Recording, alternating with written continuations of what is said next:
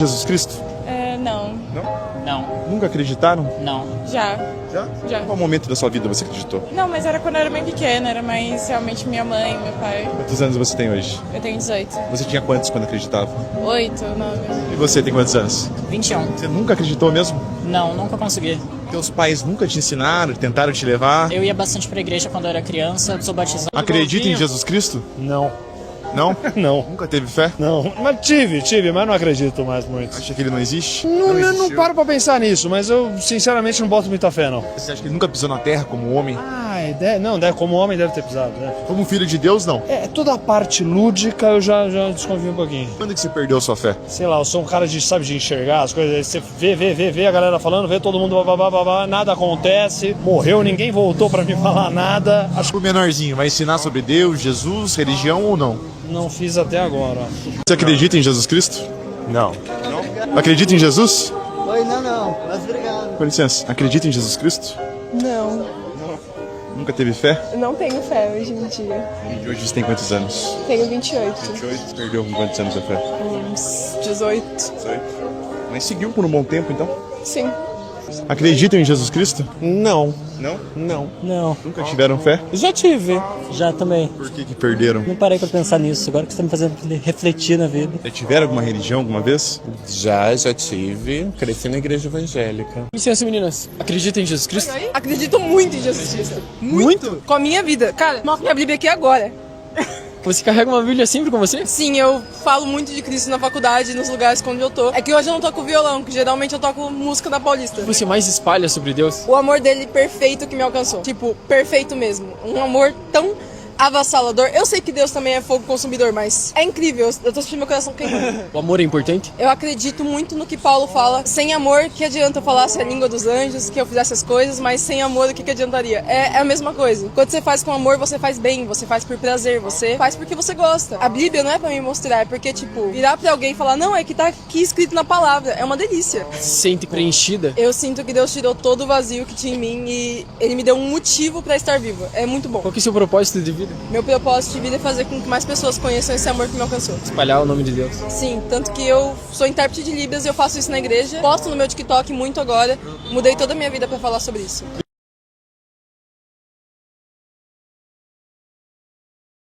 Se eu te perguntasse, o que essas pessoas têm em comum uma com a outra? Essas são as pessoas aí fora. Essas são as pessoas que a gente lida diariamente. Essas são as pessoas que a gente trabalha juntos. E você vai ver que a maioria delas falam, eu tive fé, eu perdi. E a maioria delas vão dizer que perderam com 18, 17. E aí se eu te perguntar o que essas pessoas têm em comum, você vai dizer, elas não acreditam em Jesus Cristo. Não. O que elas têm em comum é que elas são a futura igreja. O que elas têm em comum é que elas são a futura Ebenezer. É essas pessoas que são a igreja. Eles não sabem, mas elas são. Então é muito da forma que a gente vê as pessoas. E essa é a nova série nossa que nós vamos meditar alguns domingos. Sem barreiras. Está muito alto, eu acho, Marcelo. Sem barreiras. E aqui eu quero compartilhar com vocês nessa série, principalmente daquilo que eu acredito como igreja. O que é igreja? Se você me perguntar o que você acredita de igreja, Pastor Robert, é essa série que nós vamos conversar aqui. Sem barreiras. Hoje está faltando bastante, irmãos. Alguns aí, eu entrei ali no YouTube, tem alguns acompanhando pela nossa transmissão. Alguns estão viajando, alguns estão fazendo prova. Mas você que está online e você que está presente, eu sugiro que você, mesmo quando não venha, entra no canal e assista, porque você vai entender para onde nós queremos levar a nossa igreja. E aqui foi o momento oportuno a qual nós esperamos, eu aguardei chegar o aniversário da igreja, a qual estou 8 anos como pastor. E esses 8 anos foram para conhecer a igreja, para saber o que é a igreja. Mas para onde nós estamos caminhando? Que tipo de igreja nós queremos ser? Qual é a igreja que Deus quer que a Ebenezer seja? Qual é a igreja que Deus quer que o povo dele seja? Você já se fez essa pergunta? O que um budista, um ateu, um morador de rua, um empresário, um judeu, até mesmo um islâmico, um jovem, uma jovem mãe solteira ou um casal comemorando 50 anos de casado, o que elas têm em comum? Elas são a futura igreja. É isso que elas são. E nós lidamos com ela todo dia. Nós lidamos com a futura igreja. Mas tudo vai da forma que nós vemos as pessoas. Se alguma dessas pessoas aqui que passou aqui nesse telão, e isso nós falamos aqui quinta-feira, entrasse aqui, sentasse ao seu lado, vários e vários domingos, como você se sentiria? Você se sentiria incomodado a partir de um tempo? Por causa de suas roupas, por causa da sua maneira? Ou você se sentiria privilegiado de ter uma pessoa dessa ao seu lado, aprendendo de Jesus, e você podendo acolher essa pessoa? Como você se sentiria? Porque na teoria a gente sabe que Jesus chama: vinde a mim todos que estáis cansados, e eu vos aliviarei. Na teoria a gente sabe, mas com os nossos olhos acusadores, quando a gente olha tal pessoa, você fala, não, na prática é diferente. Na prática é diferente.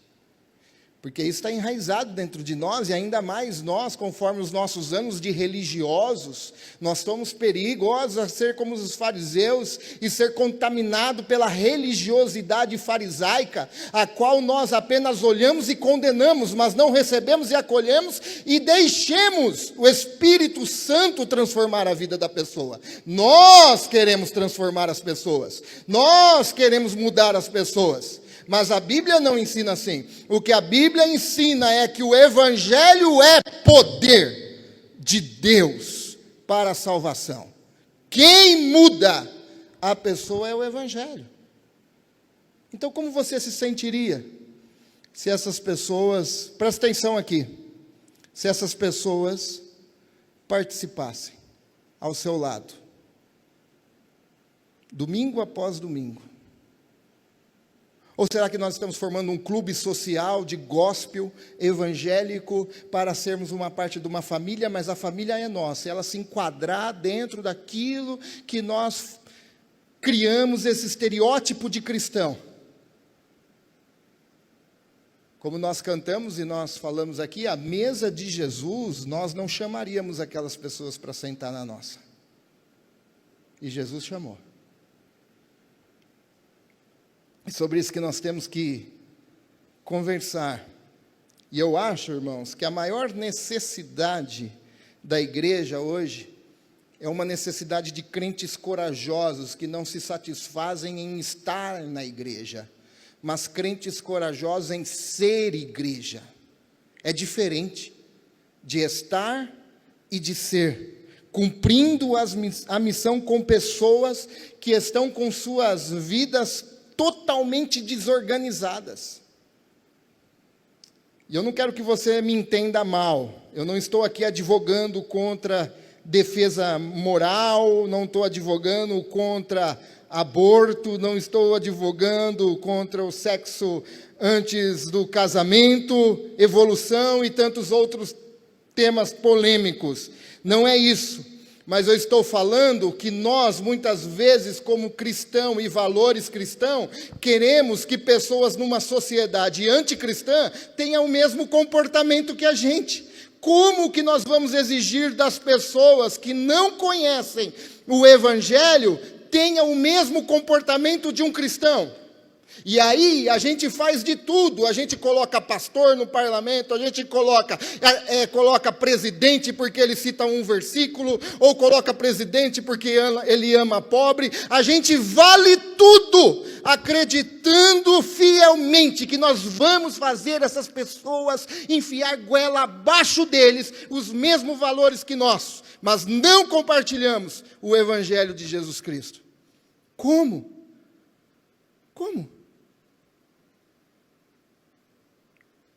Não é uma defesa contra essas coisas, mas como esperar a atitude cristã de uma sociedade secular? Como, Wagner, a gente vai esperar? Às vezes as pessoas ficam, mas ele morreu porque ele mexeu com Deus, e não sei. Ele não é crente, ele não conhece o evangelho, o que você espera dele?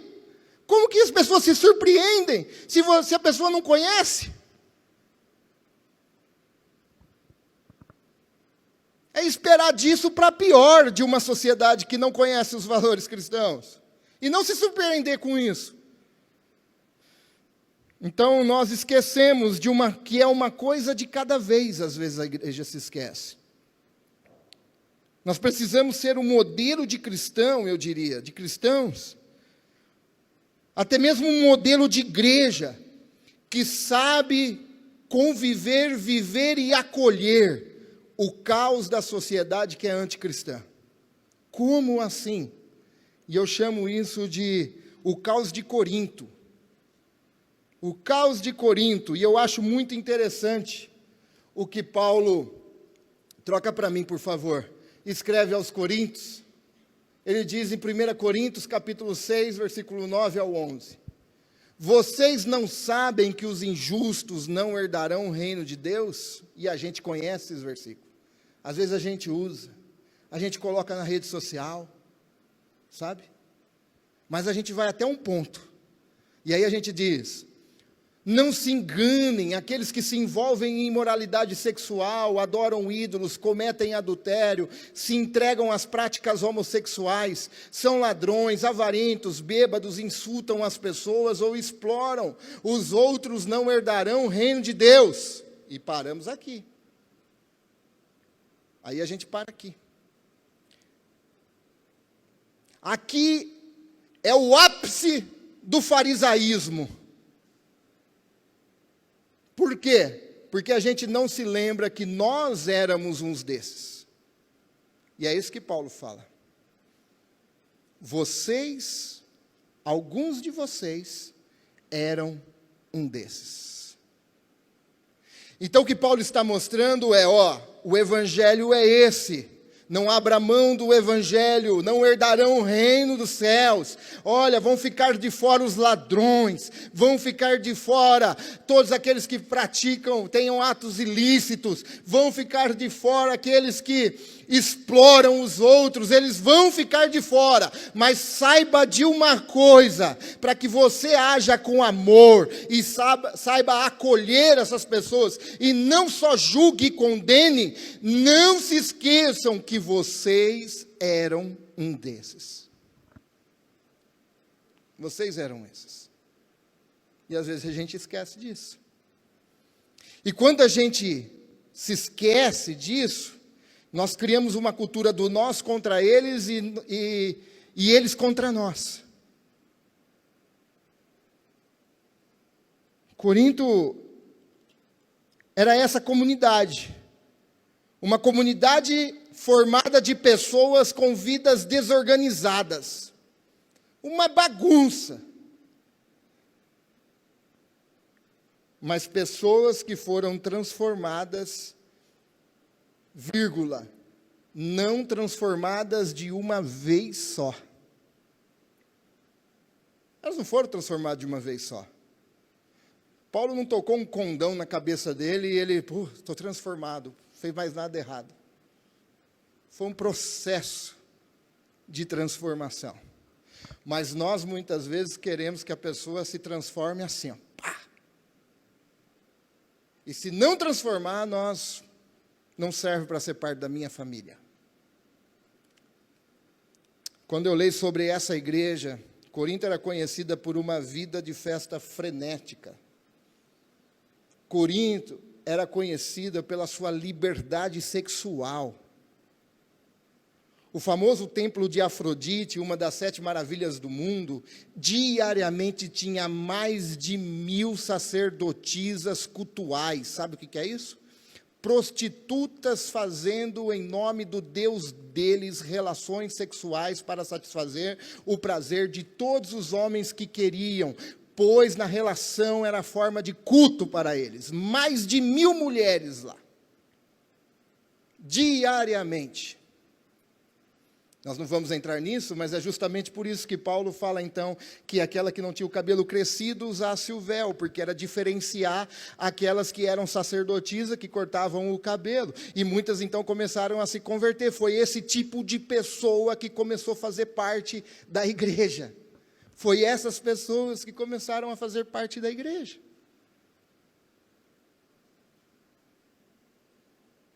Tinha um ditado que dizia, viver como um Corinto, na época. O que era viver como um Corinto? Significava viver na bebedeira, viver a sua vida promíscua.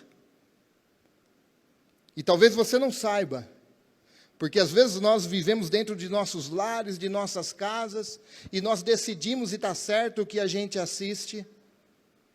E nós vivemos dentro dessa bolha gospel evangélica, mas é aí que os nossos filhos estão vivendo, diariamente, nas escolas. É isso que as nossas amigas e amigos nos trabalhos vivem ao fim de semana, na bebedeira e relacionamento sexual. É isso. E aí a gente olha e fala, está tudo bem, porque em casa está tudo bem, a minha família está tudo bem. E cada um por si, e Deus por todo, e o último apaga a luz. Não. Infelizmente, eu quero te dizer que igreja não é isso. É essa sociedade que nós enviamos os nossos filhos todos os dias na escola, na qual eles ouvem sobre orientação sexual com o mesmo sexo, na qual eles ouvem que você deve experimentar, na qual os meninos da classe estão querendo beijar os meninos da classe, as meninas da classe estão querendo beijar as meninas da classe, porém, eles não conhecem o Evangelho.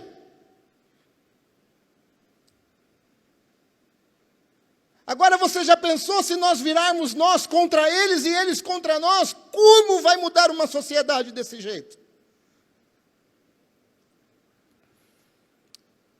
Então foi exatamente nesse lugar que o Espírito de Deus edificou uma linda, e pela carta você vai ver uma confusa igreja, totalmente confusa. Mas foi por meio desta igreja que Deus influenciou o mundo com esperança. Foi essa a igreja. Deus pode fazer isso novamente por meio das igrejas locais, amém?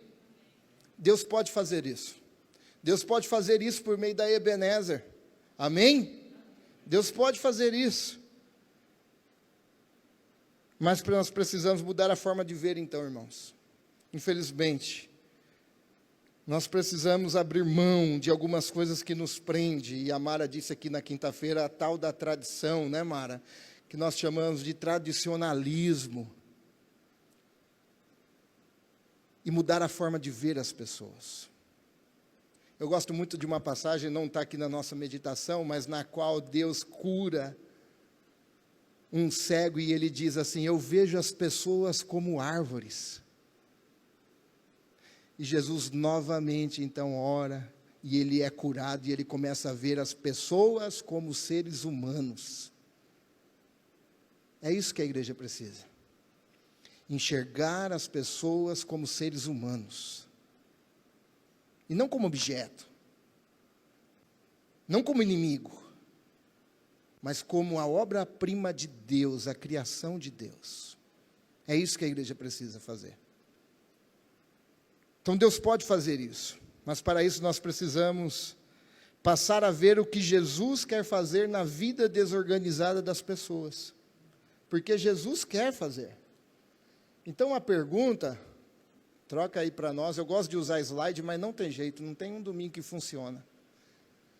O que devemos fazer, então, diante de uma sociedade que está emergida em uma cultura anticristã? Mesmo havendo igrejas em todas as esquinas. Esses dias eu fui até lá na Ingrid, e eu saí da igreja, que eu estava na igreja, eu saí, e aí eu decidi contar quantas igrejas tinha daqui lá na Ingrid, no trajeto que eu fui, não no bairro. E eu saí daqui, na rua até o final aqui tem 4, esquerda tem uma na esquina quase na avenida, peguei a Avenida Amizade e fui contando, depois peguei aquela avenida que vai para a Balsa e fui contando até lá embaixo. Deu 19 igrejas em cerca de menos de 4 quilômetros, eu acho que dá daqui lá, uns 4 quilômetros. Fora as dentro do bairro. Espera aí, alguma coisa está errada, então. Com tanta igreja, e a gente não consegue influenciar, porque, irmãos, infelizmente, a maioria das igrejas virou um clube social de crente. Isso tem que mudar em nome de Jesus Cristo.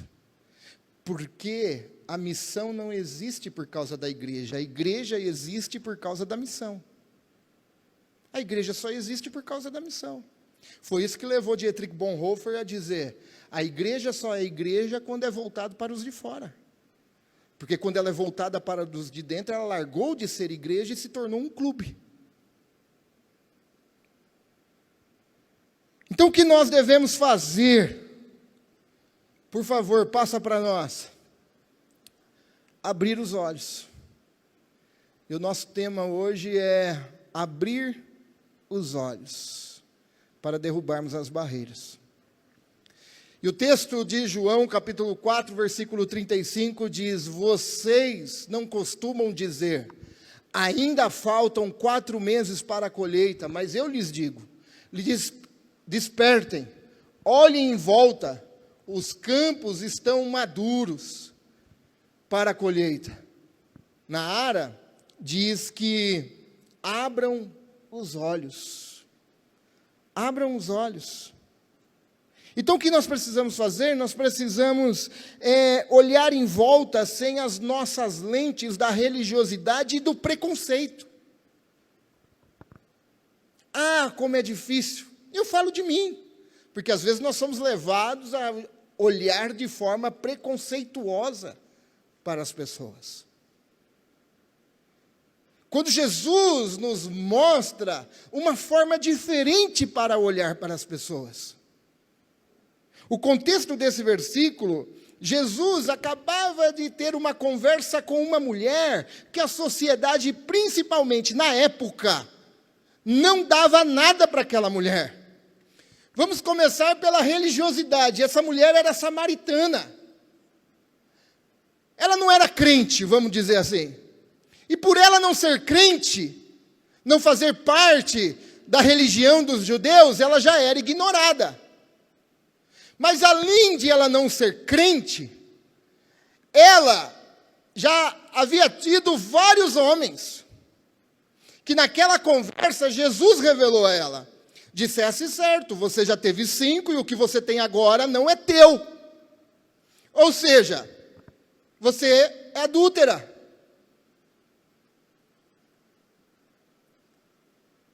E isso provocou algo nos discípulos, que quando os discípulos viram Jesus conversando com aquela mulher, João capítulo 4, versículo 27, naquele momento seus discípulos voltaram e ficaram surpresos. Sabe qual é o sentido dessa palavra surpreso? É escandalizados. Os discípulos viram Jesus conversando com uma mulher que não era crente, com uma mulher que tinha uma fama já na cidade, porque a hora que ela vai no tanque era uma hora que não tinha ninguém, porque ela não queria ser verbalmente agredida. Agora, os discípulos que andavam com Jesus, vê Jesus conversando com aquela mulher, e eles ficam escandalizados. Opa, peraí, Jesus conversando com aquela mulher? Como assim? Andavam com Jesus, mas não enxergavam o que Jesus enxergava nas pessoas. Faziam parte da religião de Jesus, vamos dizer assim. andava com o amor encarnado, o próprio Jesus, mas não via o que Jesus via nas pessoas. Eles eram capazes até de ir em Sicar. É isso que a Bíblia nos relata. Eles foram em Sicar buscar comida. Sicar é uma cidade samaritana. Ou seja, eles vão na cidade samaritana, compram pão dos samaritanos, entram no mercado samaritano, fala de política com os samaritanos, fala da educação com os samaritanos, fala do tempo, será que vai chover com os samaritanos, mas não fazer parte da minha família, não, peraí. A gente vai para o trabalho, conversa com as pessoas, a gente até dá esmola para alguns no calçadão, ou então vai para um trabalho, a pessoa fisicamente não é aquele padrão que a gente conhece, que a gente quer, que a gente gosta, a gente fala, não, eu converso com você, eu lido com você, mas espera aí, na igreja não dá. Por que isso? Porque esses discípulos, eles eram apegados a seu costume, eles eram apegados ao tradicionalismo, porque eles enxergavam pelos olhos da religiosidade, e os olhos da religiosidade o condenava porque ela não era crente. Eles olhavam pelos olhos do preconceito, porque os olhos do preconceito o condenava, porque essa mulher havia tido já vários casos com outras pessoas, com outros homens. Então, ao invés de agir como Jesus e acolher as pessoas como Jesus, eles ficam espantados, escandalizados de ver o próprio mestre falando com essa mulher. Então, eles não haviam espaço em suas agendas para derrubar as barreiras, para compartilhar as boas novas de salvação com elas. Nós, muitas vezes, nós somos assim. Somos assim quando nós classificamos a salvação. Quando em nossa mente ou em nosso coração nós falamos, esse daí merece ser salvo. Ou então a gente olha para aquele cara tão certinho e fala assim, nossa, ele falta só ser crente para ser salvo. Aquele lá não, aquele lá, peraí. Aquele lá precisa de muita coisa ainda, né? Ele não precisa de muita coisa, ele precisa da mesma coisa, da revelação e da libertação e do agir do Espírito Santo na vida dele. A mesma coisa que nós precisamos, ele também precisa. É uma coisa só.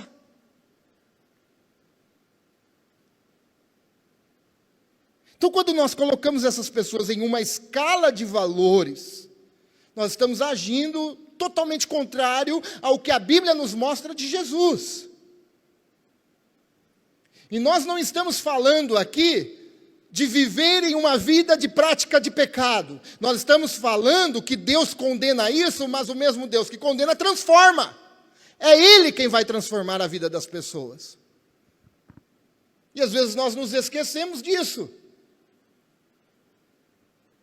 Então o nosso Senhor, Ele não classifica as pessoas em uma escala de valores. Por quê? Porque todos nós, absolutamente todos nós, somos indignos de ser salvo.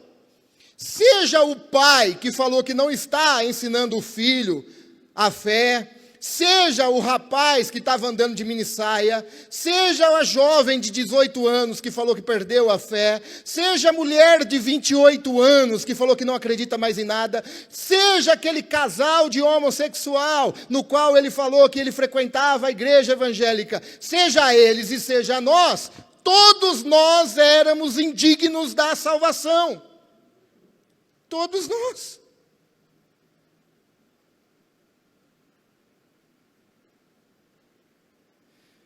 Então o Senhor não classifica as pessoas nessa escala de valor. Todos nós éramos indignos da salvação e necessitados da graça de Jesus Cristo. E ainda assim, irmãos, e eu falo com muita tristeza, você acompanha algumas coisas, as pessoas colocam aquela parte do versículo, mas não colocam o restante. Eu era um deles. Mesmo sabendo, na teoria, que todos nós éramos indignos, ainda assim eu vejo diariamente um estereótipo de cristãos que se acham melhores que os outros. melhores que os outros, que se sentem mais dignos do que os outros, e esquecem daquilo que Paulo falou. Alguns de nós éramos assim. Alguns de nós éramos assim. Tem um texto agora na minha mente aqui, Isaías capítulo 6, versículo 11. Abra sua Bíblia, só para nós. Isaías capítulo 6, versículo 11. Deixa eu ver se é o 11. 6.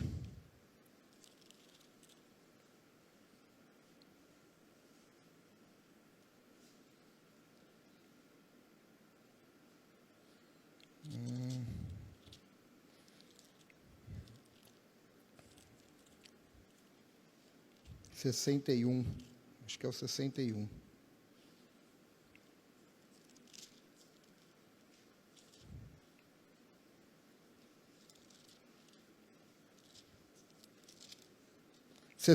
Isso mesmo. Até que a Covid não deixou tão ruim assim, né? A gente fala que a gente esquece por causa da Covid. Né, irmã Maria? A irmã Maria já... Isaías 61, versículo 1 e 2. Olha só. O Espírito do Senhor soberano está sobre mim, pois o Senhor me ungiu para levar boas novas aos pobres. Ele me enviou para consolar os corações dos quebrantados e para proclamar os cativos, que os cativos serão soltos e os prisioneiros libertos.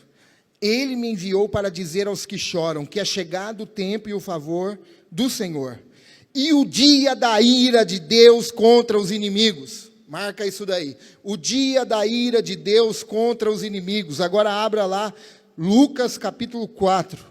Vamos ver se é Lucas capítulo 4.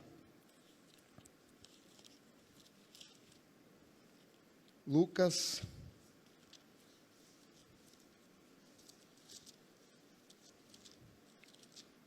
capítulo 4.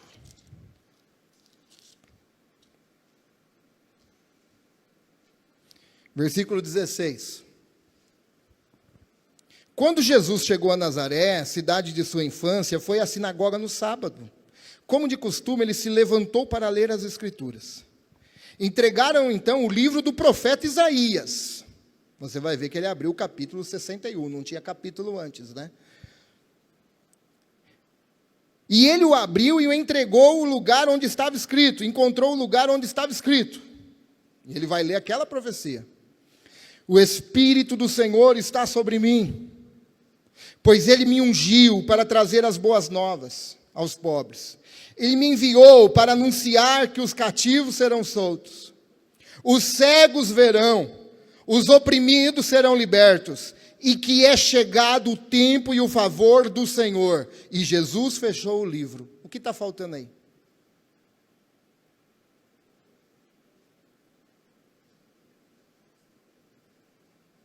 O dia da ira do Senhor.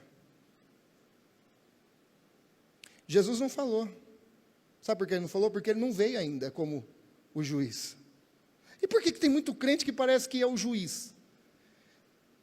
Tem crente que parece que é dono do inferno e manda os outros para o inferno. Por que isso? Se o próprio Jesus, quando foi falar dele mesmo, é agora, sou eu sou a profecia de Isaías, capítulo 61, se cumprindo. E ele lê, ele vai lendo, e quando chega a ira do Senhor, a Bíblia diz, e Jesus fechou o livro. Porque ele vai vir como juiz julgar. Mas ele não veio ainda. Qual é o tempo agora? É o tempo de libertar os cativos, os pobres e oprimidos. É o tempo de anunciar o reino de Deus e que há salvação para todos. Esse é o tempo. Agora, aqueles que desobedecerem a Jesus, Ele, não nós, Ele virá julgá-los e condená-los, não nós.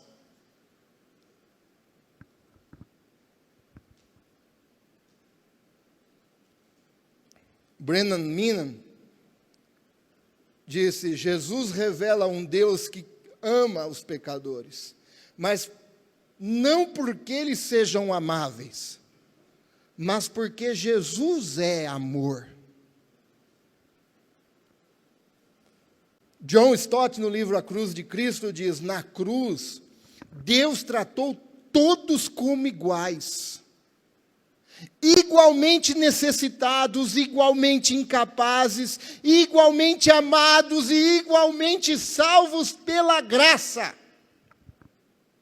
Todos iguais. E talvez você, no início do vídeo, a hora que você começou a ver, você sentiu até raiva. Você teve um sentimento errado. Eu te garanto que esse sentimento não veio do sentimento de Jesus. O sentimento de Jesus é: troca para nós. Por que vocês não começam a enxergar como eu enxergo? Por que vocês não começam a ver como eu vejo? É esse o sentimento de Jesus. Vocês não costumam dizer: ainda faltam 4 meses para a colheita, mas eu lhes digo: despertem, olhem em volta, os campos estão maduros para a colheita. Como que você olha para as pessoas? E quando eu digo pessoas, eu não digo no nosso estereótipo de cristão aqui, que todo mundo olha para si e fala: nossa, que bênção que é, não.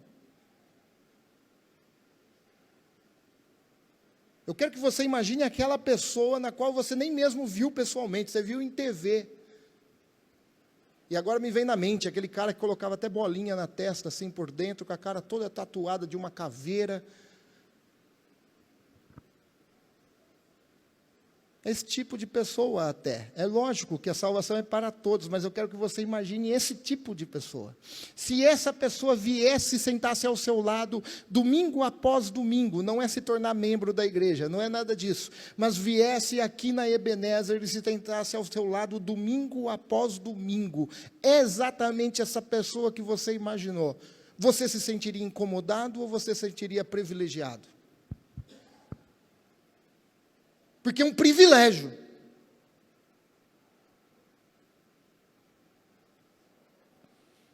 Então, nós precisamos enxergar como Jesus enxerga. Você sabe o que Jesus está dizendo? O problema não é o campo. Porque a gente fala assim: está difícil, ninguém quer saber de Jesus. A cultura está difícil. É lógico, é anticristã, você queira que esteja fácil. Mas eles querem aborto, eles querem legalização da droga, eles querem, lógico que a gente não quer isso, nem pode querer, e a gente tem que protestar contra isso, mas essa é a realidade lá fora, o que você vai esperar deles? E aí a gente fala assim: não quer saber de nada, e aí alguns falam assim: esse povo vai tudo queimar no inferno. O problema não é o campo, o problema não é a cultura, o problema não é o que as pessoas pensam. O problema é como nós enxergamos as coisas. Olha, os campos estão maduros.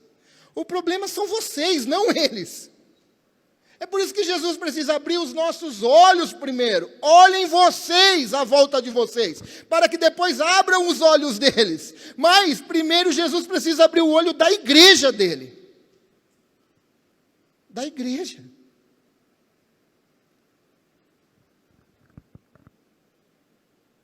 O campo está maduro para a colheita.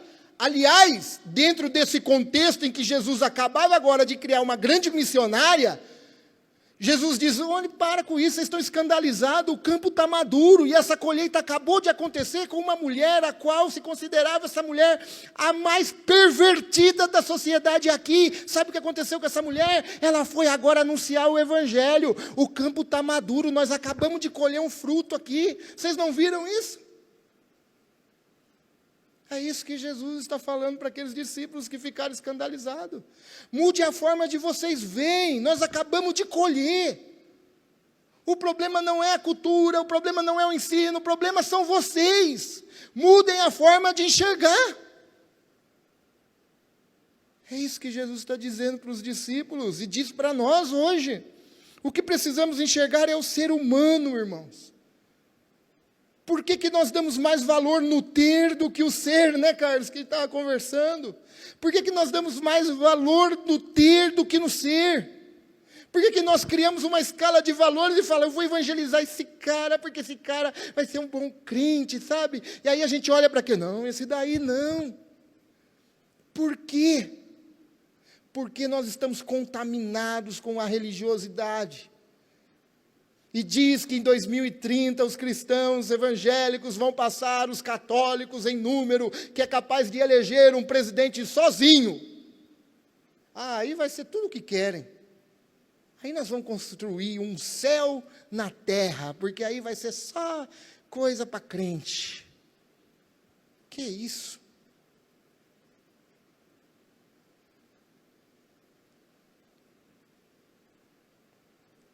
Precisamos desgarrar do preconceito, estarmos prontos aqui para receber todos que vierem e trazer todos para cá.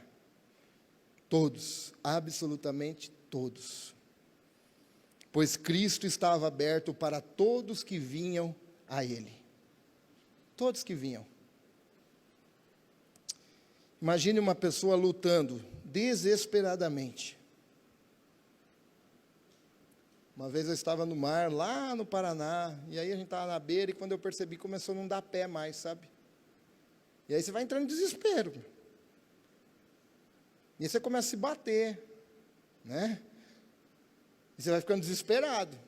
Eu, como eu sabia nadar, vou pegar jacaré, né? Então comecei a boiar, mas daquele desespero ainda, até que eu cansei. Mas agora imagine uma pessoa que não sabe nadar.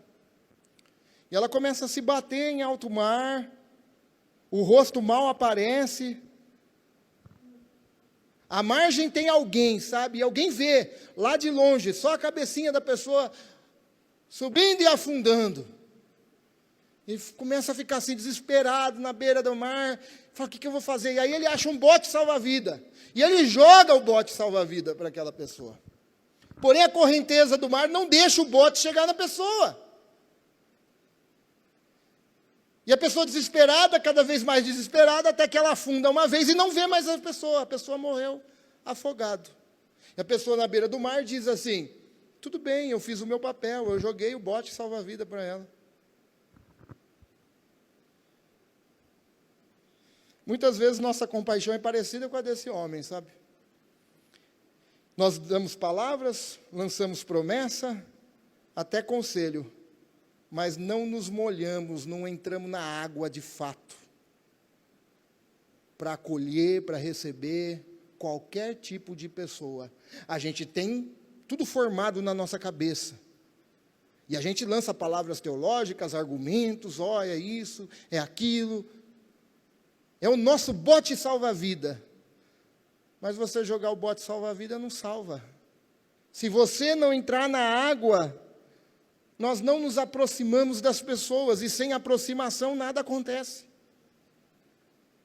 Jesus não apenas lançou o bote, Jesus correu o risco e entrou na água por nós, não foi isso?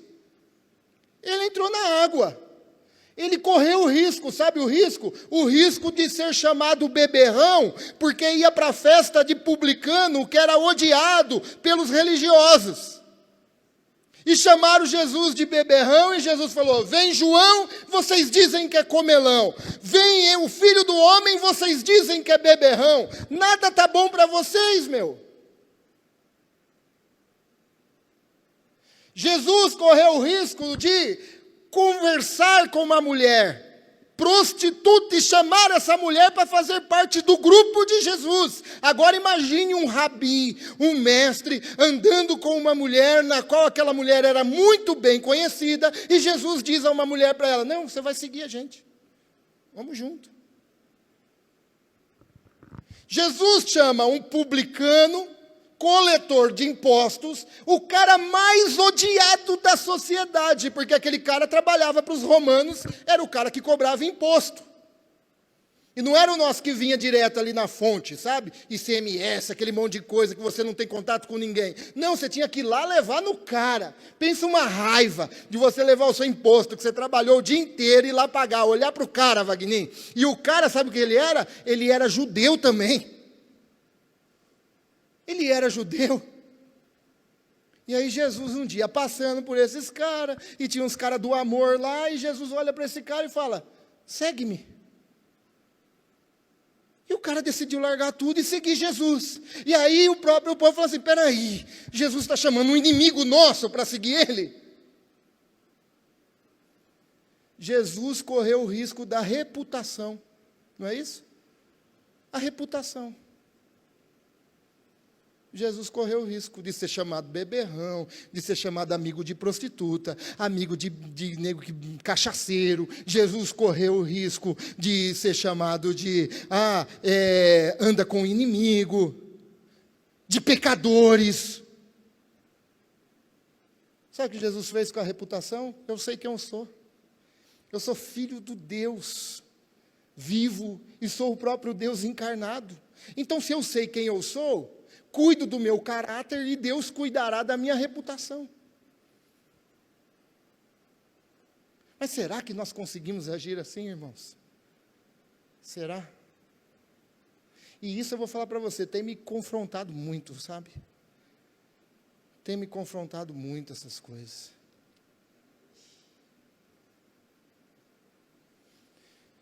Estou lá fazendo capelania e um cara não participava, e de repente eu vi ele começar a participar. E logo no primeiro dia eu vi que ele tinha 3 tambor, uma tabaca e um coisa aqui bem grandão no braço, assim. E aí na hora que eu estava indo embora, a gerente falou, Robert, você viu que o fulano começou a participar? Sim, nossa, legal.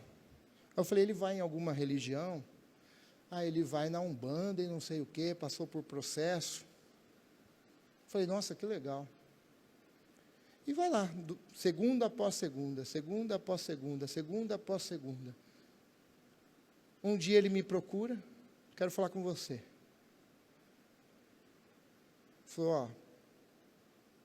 Ele falou que teve um sonho comigo, tal, contou o sonho, falou, eu não acreditava em muita coisa que você fala, porque o Jesus de vocês não é o Jesus nosso. Mas mesmo esse Jesus não sendo o mesmo Jesus nosso, Jesus é na sua vida, viu, cara? Falou para mim. Eu falei, por quê? Ele falou, o que você tem falado aqui tem mudado o lugar. Eu falei, não é eu, é o Jesus que você acha que não é o mesmo Jesus seu. A partir disso, o cara virou meu amigo, sabe? E sabe o que ele continua? Continua indo na Umbanda. Mas pastor, você, longe disso. Eu quero trazer ele para Jesus de verdade. Eu não vou lançar ele fora. Não vou abrir mão dele. Não vou. Estou lá aconselhei 4 meses uma menina, que a partir do terceiro atendimento, ela falou para mim, eu vou falar então para você qual é o meu problema. Eu fui criado num lar cristão, fui educado pela minha avó, abandonado pela minha mãe, e eu comecei a gostar de menina. E eu entendo que não é certo ir na igreja gostando de menina. Porém, eu tenho os aprendizados da minha avó. O que eu faço? E aí? O que você fala? Eu falei, mas o que te impede de ir na igreja? Vai na igreja. Vai ouvir a palavra de Jesus. Depois você vai ver que você pode até continuar gostando, o que você não pode fazer é cometer a mesma coisa. Cometer o ato. Talvez isso nunca vai mudar na sua vida, mas a prática você pode ser liberta. Enfim, alguns tempos depois ela me procurou, Robert, larguei da minha namorada. Eu estou acompanhando cultos online, estou indo de vez em quando lá perto de casa. Não sei se eu vou conseguir, ela falou. Eu falei, mas é o primeiro passo, porque quem vai transformar é o Espírito Santo. E até hoje ela me agradece. Não sei como vai ser amanhã, amanhã não pertence a mim. Mas eu não vou abrir mão dessa vida em nome de Jesus, eu não vou abrir mão. Eu não vou afastar ninguém, irmãos. E nós temos que ser assim, não igual a mim, mas igual a Jesus. É igual a Jesus. Nós precisamos ser assim. Muitas vezes nossa compaixão é como esse homem que lança a palavra, lança bote, mas não entra na água. Não se relaciona com essas pessoas, criam barreiras entre as pessoas. Que evangelho é esse que cria barreira? Terminando. Jesus não apenas lançou um bote do céu, ele entrou na água, ele correu o risco. Ele até correu o risco de sujar a reputação dele. Pensa bem, por todas as coisas que ele foi chamado. Então Jesus olhou para aquela mulher e viu que ninguém mais via. Ele viu que estava pronto para a colheita. Ele viu que estava pronta para ser salva. Enquanto os discípulos enxergavam o escândalo, Jesus enxergou salvação. É isso que eu quero convidar vocês, em nome de Jesus, a começarmos a enxergar salvação nas pessoas e não preconceito, não barreira, mas começar a ver o que Jesus pode fazer na vida dessas pessoas. O desafio é, vamos continuar lançando bote de longe ou vamos entrar na água? Esse é o grande desafio.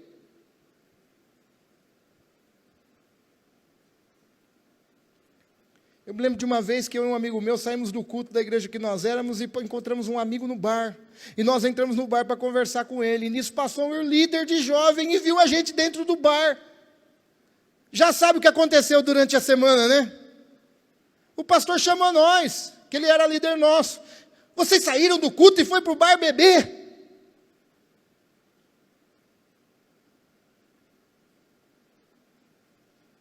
Cara, eu não posso entrar no bar para falar até da onde que a gente estava vindo. A gente estava vindo da igreja, a gente queria falar para o nosso amigo que a gente estava vindo da igreja. Mas a reputação para muitos é tudo.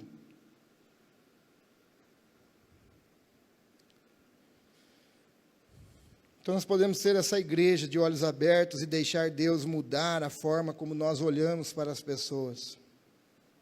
Que é isso, é ver cada rosto como alguém que Cristo morreu. Cristo morreu. Essas pessoas que passou no vídeo, Cristo morreu por elas. E quando fizermos isso, irmãos, eu posso te garantir que nós, como Ebenezer, nós poderemos falar que nós somos aquilo que Deus nos projetou para sermos.